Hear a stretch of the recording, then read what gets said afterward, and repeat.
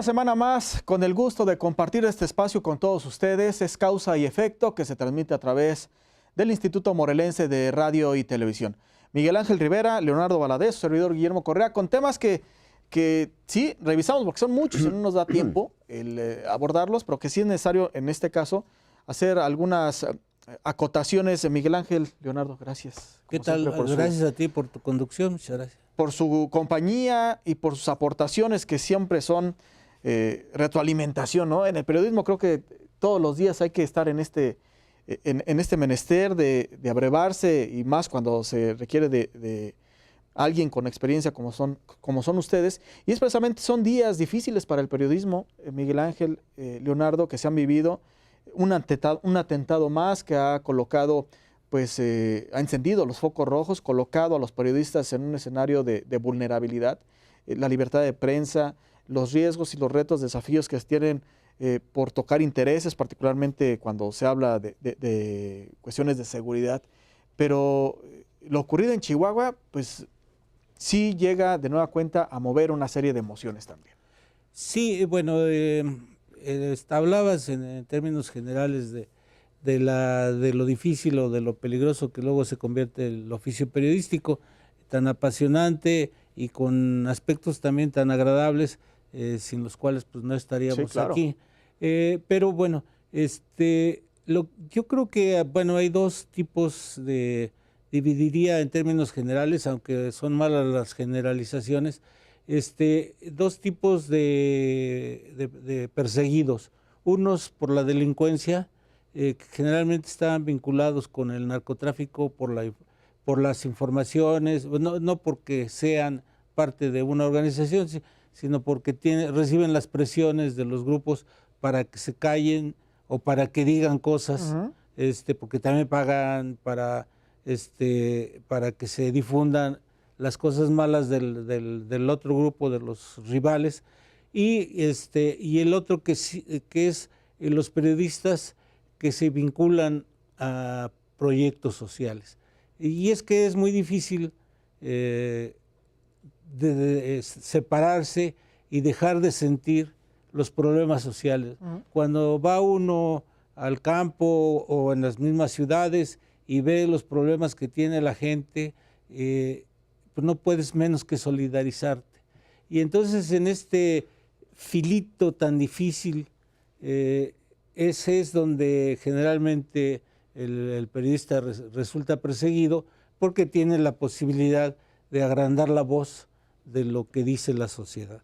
Entonces, porque bueno, del otro lado yo quiero hacer un paréntesis, es una opinión personal, porque además lo he vivido durante muchos años. No hay una persecución sistemática de los periodistas en México, afortunadamente. Hay personajes que se enemistan con la sociedad, con los medios de comunicación, muchas veces algunos de ellos vinculados a los medios, surgidos de los medios, y que luego se convierten en los peores enemigos. Y bueno, un caso reciente es el de, a propósito del asesinato de Miroslava Breach, es el del gobernador de Chihuahua, Javier Corral, jurado, que ya tiene varias en contra de los periodistas. Entre otros fue el promotor del Corral de la Ignominia, que le llamamos nosotros, y que es el hecho de que nos pusieron una bardita para desde ahí ver las sesiones de la Cámara de Diputados, cuando antes podíamos recorrer libremente los pasillos y platicar en las curules con los legisladores, diputados y senadores. Leonardo, lo de Miroslava es lo más reciente, pero se suma finalmente a una larga lista de diferentes acontecimientos registrados sí en Chihuahua en esta ocasión. Veracruz ha sido uno de los estados también foco rojo. Estados quizá del norte, los de mayor presencia en cuanto a este tipo de atentados, pero quizá la manera como ahora ya se atenta contra este tipo de actividades siempre es oportunidad para hacer una serie de reflexiones y comentarios. Déjame centrar el punto histórico en donde Javier Corral es diputado federal en la 57 legislatura. La 57 legislatura empieza de una manera muy difícil para la vida institucional del Congreso. En aquella legislatura está Porfirio Muñoz Ledo. Porfirio Muñoz Ledo es un hombre poderoso en ese momento. Y Porfirio Muñoz Ledo trae la idea, él había sido diplomático, fue representante de México en la ONU, me parece, y demás hierbas. Y entonces traía la idea de que el Parlamento inglés era el punto de referencia para que los medios nos comportásemos ante el poder político de los legisladores. Junto con Javier Corral, ya habían tomado el poder, ya el PRI no era el poder en la Cámara de Diputados. Es la primera legislatura donde el poder lo pierde el Partido Revolucionario Institucional.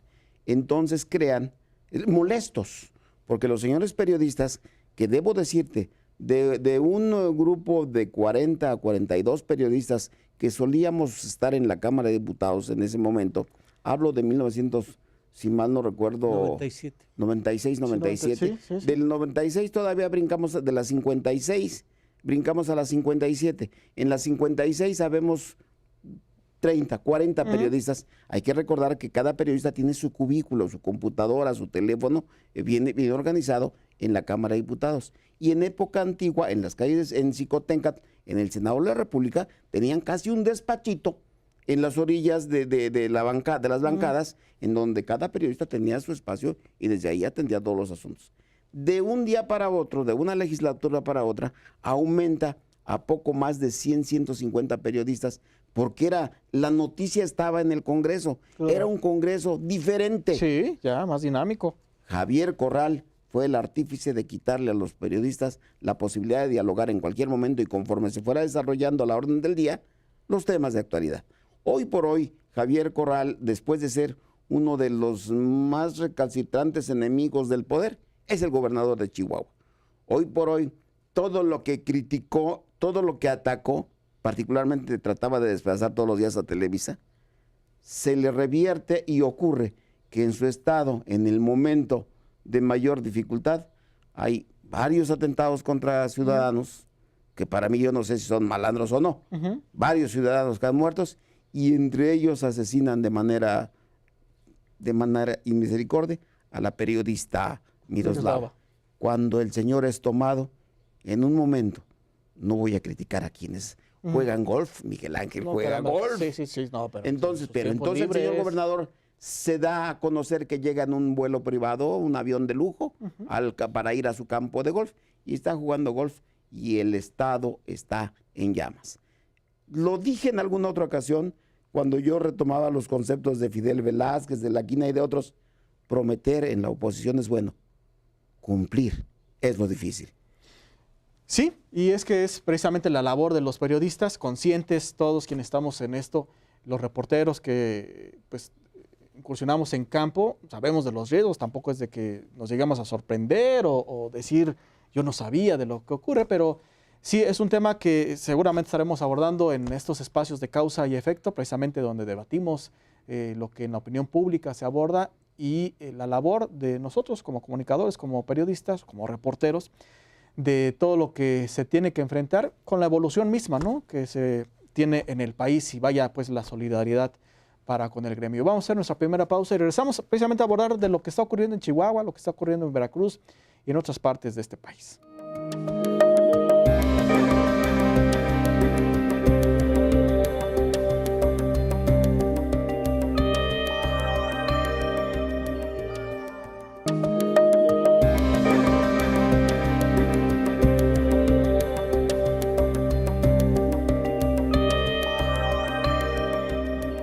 Recordamos que su participación es muy importante para continuar de alguna manera pues engrosando la agenda que en causa y efecto semana con semana la compartimos a través de esta pantalla. Y es por eso que también es importante recordarle dónde puede, además de leer, escuchar a quienes participamos aquí. Miguel Ángel, por favor, ¿dónde te pueden leer? Los martes, jueves y sábados en el diario La Crónica, la columna Clase Política, y cotidianamente en mi portal conclaseweb.com, y el correo es a la inversa, es clasecon@hotmail.com. Y es que todos los días hay algo que decir, aprovechando las nuevas tecnologías, ¿no, Leonardo? Sí, yo antes escribía por las tardes y mandaba la columna o la colaboración, he estado en algunos medios, por ejemplo, estuve en el Heraldo ahora que me dicen que vuelve a salir, y mandaba el artículo a don Pepe Fonseca, a Pedro Camacho.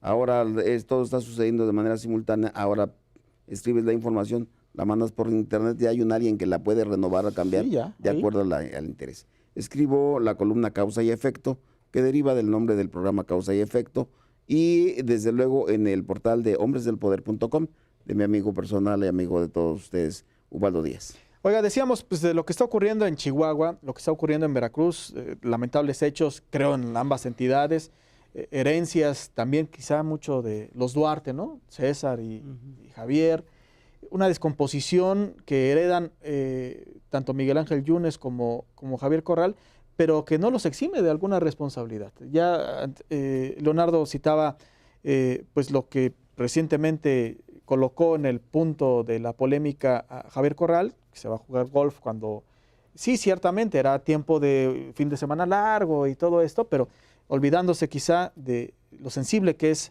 la opinión pública cuando ocurren este tipo de acontecimientos, y Miguel Ángel Yunes con, pues también un día sí y el otro también, sorpresas, ya no tan solo la persecución contra su antecesor, ¿no? Las cuestiones de seguridad y todo lo que mencionaba Leonardo Valadez, que no es lo mismo protestar como oposición a llevar el gobierno. Y dos casos ejemplares, digamos, son los de Javier Corral en Chihuahua y de Miguel Ángel Yunes en Veracruz. Desafortunadamente, y no estoy defendiendo a los anteriores porque también resultaron todas unas fichas, desafortunadamente para los habitantes y ciudadanos de Chihuahua y de Veracruz, pues ya llevan por lo menos un periodo y lo que va del actual de malos gobiernos. Casualmente, coincidentalmente, los dos anteriores gobernadores se apellidaban Duarte. Javier y César Duarte en Chihuahua. Entonces, bueno, pero lo que es el problema para los veracruzanos, y es el problema actual, y para los chihuahuenses lo mismo, es que la violencia no se ha detenido, al contrario, se ha desatado, se ha incrementado, y los gobiernos parecen no tener la capacidad para contener estos actos de violencia. En Veracruz ya se recibió el refuerzo de las fuerzas federales, parece que van a mandar todavía más, y Javier Corral también ha solicitado la ayuda federal. Entonces, creo que tenemos que insistir más en que los gobiernos de los estados, mencionamos estos dos como ejemplo, pero se pueden citar muchos más, tienen que hacerse responsables de sus policías, de sus fuerzas de seguridad, porque el gobierno federal no puede andar corriendo de un lado para otro, digamos, porque luego hasta se me figura así gráficamente estar poniendo soldados o policías federales en un lugar y quitándolos aquí, poniéndolos acá, porque se destapa una cloaca. Y creo que no es la solución. La solución, y tenemos que empezar desde el gobierno federal, no tanto el ejecutivo, sino el legislativo, que está discutiendo la ley de seguridad interna y no podemos ponernos de acuerdo. No soy quien, pero es un llamado a los legisladores para que finalmente depongan sus diferencias de partido y hagan una ley que funcione. Ya en otras ocasiones he referido que desafortunadamente en México hacemos primero la ley y luego queremos que la ley transforme la realidad, pero no, o hacemos la ley o transformamos nuestras policías, pero el chiste es que la ciudadanía, los ciudadanos en toda la República reclaman más seguridad. Ya están las encuestas, entre otras la nacional que hace el Instituto Nacional de Estadística, el INEGI, en donde dicen que el principal problema para la República y para todos los habitantes es la inseguridad. Sí, y es que quizá en todos los estados, bien dices, Miguel Ángel, que generalizar es malo, pero prácticamente en todos los estados hay pues de alguna manera malestar general por el tema de seguridad. Ya creo que ningún estado se salva. Había todavía algunos sitios como santuarios, ¿no? De que ahí todo está tranquilo, pero ahora quizás hasta Mérida pudiera Mira, ser algo, ¿no? No conocí el gobierno de Duarte, si bien es cierto que suelo ir a Córdoba, suelo ir a Veracruz, suelo ir a Orizaba y pues andar pobleando por ahí. No me ocupé mucho de Duarte. El que se ocupa diario de Duarte es Yunes, Miguel Ángel Yunes Linares, que es un personaje que siempre estaba vinculado con el gobierno de Veracruz, si mal no recuerdo, desde Chirinos. Incluso, era secretario general. Y todavía con Dante Delgado Ranauro. Con Dante Delgado, en la Ciudad de México, el jefe de prensa fue el androide, Antonio Andrade, un buen y respetado periodista de la Casa Excelsior. En aquella época, estando en Coyoacán, yo solía visitar a Andrade y platicábamos sobre las cosas del estado de Veracruz. Ocurre que, a mi juicio, a Duarte, yo creo que lo persigue algún fantasma, no sé qué, porque Yunes no lo sueña todos los días. Sí. Decía a su salida del gobierno del estado de Zacatecas, Ricardo Monreal, quien también ha pasado por varios partidos políticos, hoy es de jefe delegacional Pues en la Moreno. delegación Cuauhtémoc por Morena, decía cuando sale del gobierno de Zacatecas y entra Amalia García, y Amalia empieza a sacarle sus trapitos al sol, le manda a decir desde el Senado de la República, yo estaba presente ahí, y ya no recuerdo qué legislatura fue, todavía en Xicoténcatl, le dice, Amalia, no olvides que el respeto al sexenio ajeno es la paz. Hoy lo traería yo a Yunes con relación a Duarte. Yunes debe ponerse a trabajar. Yunes debe dejar las sombras a la justicia, a la Procuraduría General de la República, a la Procuraduría de Justicia del Estado o Fiscalía, como se llame, y él dedicarse a la administración de su Estado, porque se le están yendo las cabras al monte. Y entonces todo lo que le reclamaron al anterior, que a mí no me consta si es o no un malandro, para mí es un político como tantos y con tantas denuncias. Recuerdo a un exgobernador, creo que Manuel Bernardo Aguirre, Chihuahua, no sé si lo llegaste a ver en su motelito ahí en Chihuahua, cómodamente tomando su café todas las tardes y la gente pasaba y lo saludaba. Hoy le va a costar trabajo a Yunes al rato salir a la calle. Y quizá como a muchos. Vamos a mensajes, a la pausa aquí en Causa y Efecto y regresamos todavía con otro tema más que seguramente a usted le va a interesar.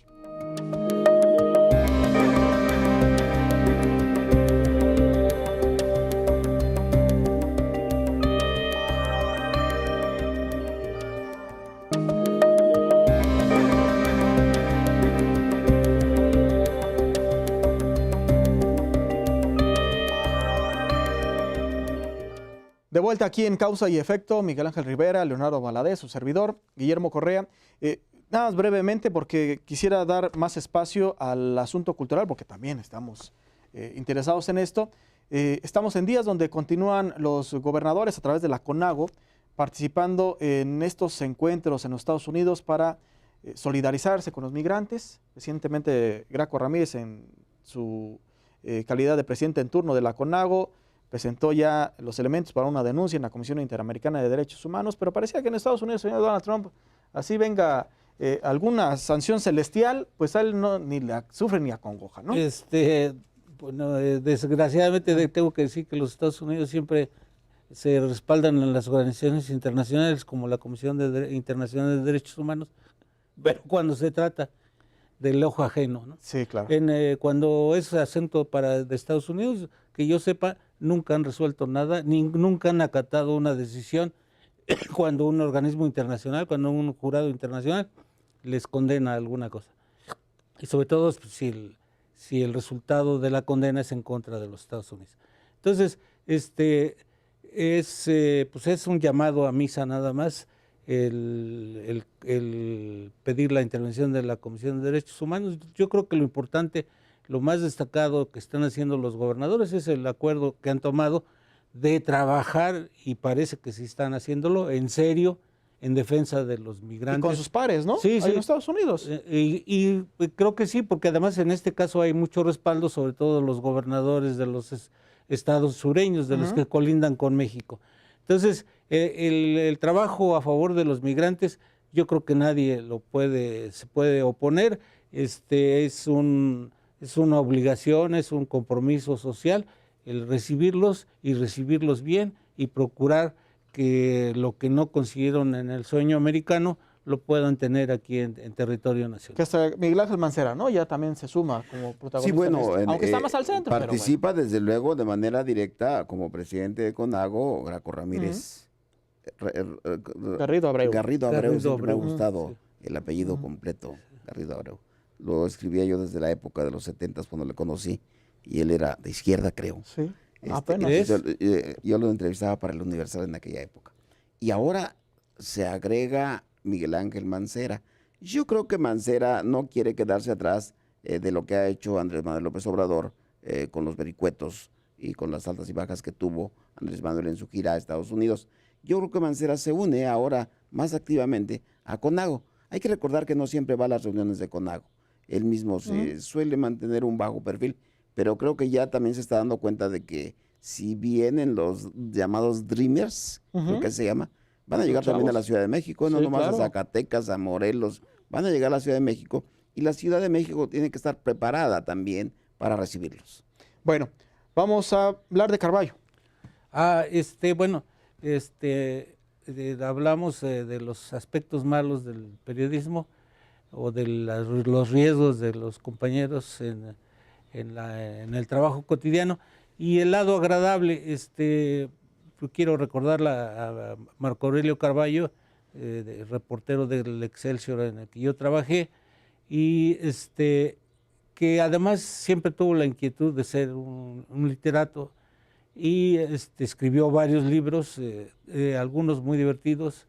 Sobre todo a mí siempre se me han hecho ligeros, precisamente a lo mejor porque conozco a muchos de los personajes o sé de las circunstancias a las que se refiere, y este último se llama Crónicas Repentinas, que es póstumo. Pues, falleció Marco Aurelio el año pasado, y su esposa y algunos amigos juntaron estas crónicas que de verdad son muy, muy agradables. Se les recomiendo ampliamente el libro, y les insisto, para mí es especialmente gratificante porque sé mucho de las circunstancias, y conocí a Marco Aurelio Carballo, un excelente reportero. En gran parte yo le debo la entrada a Excelsior a él, al matutino, porque ya trabajaba yo en la primera de noticias.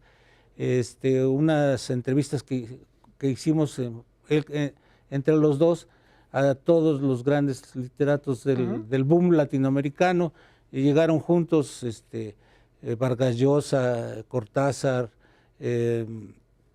y Gabo y otros más. En el aeropuerto Marco Aurelio no podía entrevistarlos a todos, entonces me pidió que yo lo apoyara, y fue realmente un trabajo delicioso que nos publicaron en Primera Plana. Pues Y revivir, ¿no? Sí, a sí. través de estos Bueno, ojos. pero insisto, esto es para mí, pero recomiendo mucho el libro de crónicas de Marco Aurelio Carballo. Y recomendable para quienes quizá no están muy involucrados en el periodismo, conocer este tipo de perspectivas, ¿no? Mira, como la de Marco Aurelio. Marco Aurelio tuvo, ¿no? Carballo es todo un personaje dentro de los medios de comunicación, de la prensa nacional. A Marco Aurelio Carballo, la directora en aquel momento del ISSSTE, Socorro Díaz Palacios, lo invitó junto con otros periodistas mexicanos, a quienes se les rindió un homenaje sencillo en el Castillo de Chapultepec. Se llevaron las obras de estos escritores mexicanos, hubo un cóctel, hubo palabras y demás, y Marco presentó varios libros, varias novelas que tiene, y presentó, entre otras cosas, bueno, tiene él un libro que se llama En letras se rompen géneros. En letras se rompen géneros, Marco Aurelio Carballo abona a lo que dice Miguel Ángel Rivera de los periodistas, que pues a veces no todos son cosas malas, y me hace el favor de tomar a Leonardo Valadez como un periodista. Pues sí, yo lo acabo de decir hace rato, yo corría a ver a Miguel Ángel, a Carballo, a Andrade, a todos los que estaban en Excelsior, me gustaba pegarme con ellos, y él lo recuerda ahí, y pone, me dedico un capítulo en ese libro. En otro momento, Carballo, yo le presento lo que fue mi primer libro, he participado en unos 5 o 6 libros, y en el primero se lo llevo y lo llevo a leer, y me dice, oye, tuve que tomarme unas fuertes porque francamente ¿De qué es esto? El primer libro se refiere a la energía nuclear, al desarrollo nucleoeléctrico de diferentes países. Pero el prólogo es de Marco Aurelio Carballo. Hoy para mí es un orgullo saber que Carballo, ese periodista, ese escritor con premios de prestigio a nivel nacional, y Chiapas, me parece que él era chiapaneco, igual que Roberto López Moreno con su Arca de Caralampio. Bueno, vamos, es emotivo para mí saber que hoy mismo, ya una vez que está no sé si creía en Dios o no, se nos adelantó, Carballo siga generando para las nuevas generaciones algo digno de leer. Habremos de buscarlo, Miguel Ángel. Sí, siempre el interés. Bueno, nos vamos, se nos terminó el tiempo, Miguel Ángel. Leonardo, muchas gracias. Muy agradecido como siempre. Bueno, ya saben sus comentarios. Sí, desafortunadamente el tiempo no nos alcanza. A través de las redes sociales, atentos, en el Twitter y en el Facebook, en las cuentas del Instituto Morelense de Radio y Televisión, lo más inmediato. Y por supuesto, ya lo compartimos con cada uno de quienes hoy estamos al frente en esta pantalla de Causa y Efecto. La próxima semana seguramente con otros temas y que confiados de que a ustedes también les interesen. Muchas gracias y hasta la próxima.